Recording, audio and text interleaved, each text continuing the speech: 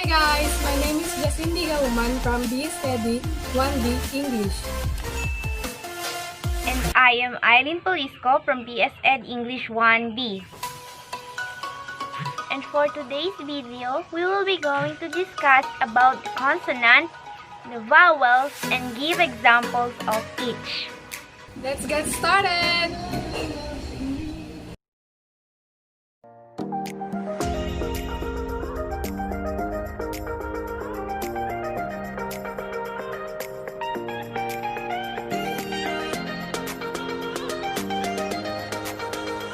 Consonants are the sounds in the production of which one articulator moves towards another or two articulators come together, obstructing the airstream, and the airstream can't get out freely. In order to form consonants, the airstream through the vocal cords must be obstructed in some way.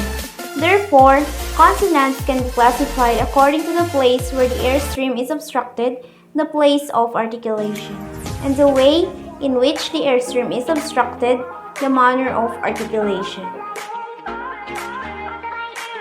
Voice bilabial plosive.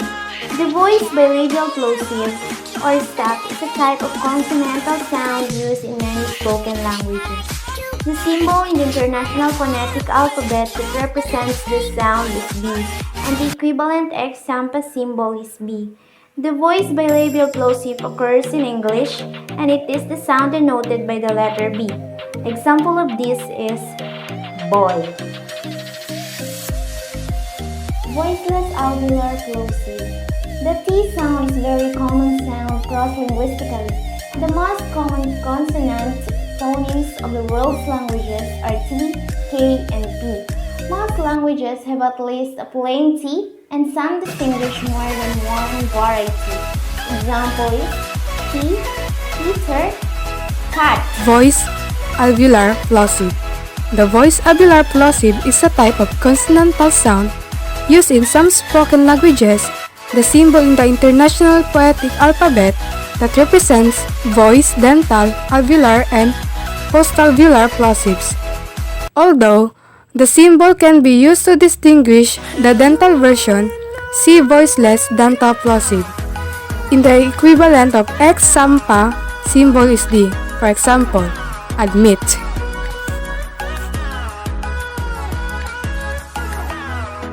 Voiceless velar plosive. The voiceless velar plosive is a type of consonantal sound used in many spoken languages, the symbol in the International Phonetic Alphabet that represents this sound in the equivalent of X-Sampa symbol is K. For example, kiss. Voice velar plosive. The voice velar plosive or stop is a type of consonantal sound used in many spoken languages.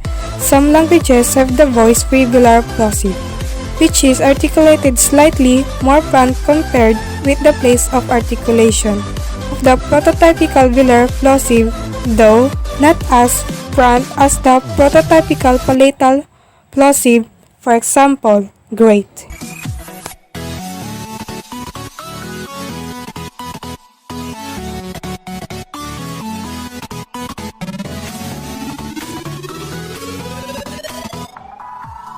Vowels is a speech which is produced by comparatively open configuration of the vocal tract with variation of the vocal cords but without audible friction, and which is a unit of the sound system of a language that forms nucleus of a syllable. A letter representing a vowel sounds such as a, e, o, u. Long and short vowels. In the English language, each vowel can be pronounced many ways, but the two most common variations are long and short. These pronunciations are often denoted by typographical signs.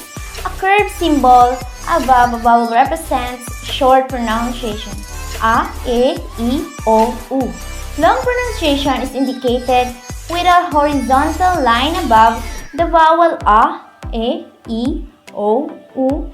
Vowels that have long pronunciations are most often modified by a secondary vowels that's generally silent. In words such as late and tune, the E is added to modify the main vowel sound and make it long. In words such as goat and beat, The modifying vowel is the A, and in words such as might, night, flight, and right, the long vowel I is modified by the GH. Rule breakers. While long and short are the most common vowel pronunciations, many words with vowel combinations do not follow these rules.